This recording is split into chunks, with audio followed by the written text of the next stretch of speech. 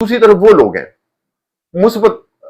आ जाते हैं, वो लोग हैं जो अपने बच्चों की परवरिश अल्लाह के दिए हुए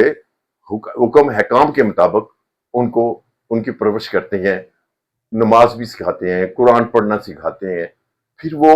कायनात के राज की बातें करते हैं कि कायनात देखें कैसे है फैली हुई है, जमीन है, आसमान है, सूरज है, चांद है, सितारे हैं,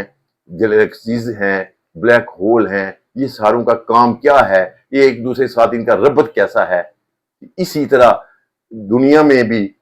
आप देखते हैं कोई लोगों में इसी तरह एक दूसरे का रबत होता है ताकि लोग एक दूसरे के काम आ सकें। कुछ इंसान ऐसे होते हैं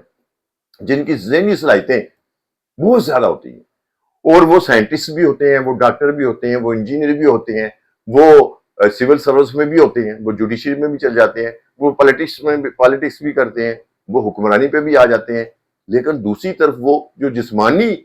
सलाहियतों के मालिक होते हैं, वो आप देखें वो बहुत सारे फन उनके पास होते हैं। जस्म तराशी का एक बहुत बड़ा फन है, इसी तरह आप वेल्डिंग है,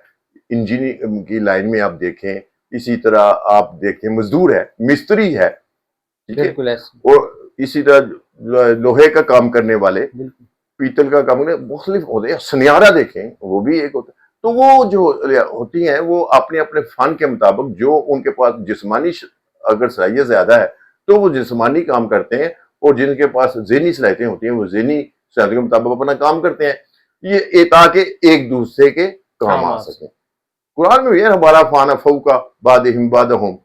हमने एक दूसरे को फौकियत दी है इस लिहाज से ताकि तुम एक दूसरे के काम आ सको। तो वो जब इस तरह से परवरिश करते हैं ना अपने बच्चों की कि अल्लाह की तकसीम है, जिस तरह कायनात चल रही है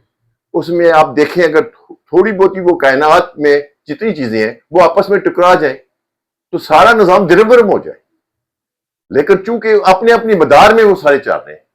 इसी तरह वो परवरिश करते हैं। इंसान भी इसी तरह अपने अपने मदार उनका अल्लाह ताला ने जो दिया हुआ है उसकी सलाहियतों के मुताबिक वो अपना काम करते हैं। ये अल्लाह की तकसीम है और इस पे शुक्र अदा करना चाहिए अल्लाह ताला का। अल्लाह ताला ने आपको सेहत दी है, ये बहुत बड़ी है, आपके पास नेमत है, आंखें दी हुई है नेमत है,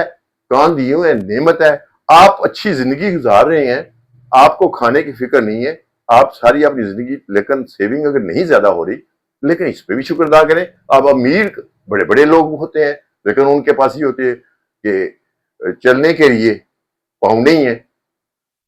अस्पतालों में बिस्तरे बड़े पड़े हैं, बीमारी में मुब्तला हैं, कैंसर के मरीज हैं, कोई शुगर का मरीज है, कोई हार्ट का मरीज है, वो सारी कमाई उधर जा रही है। लेकिन अगर एक आम आदमी ये समझे कि वो सेहतमंद भी है, तंदुरुस्त भी है, घर में सुकून भी है,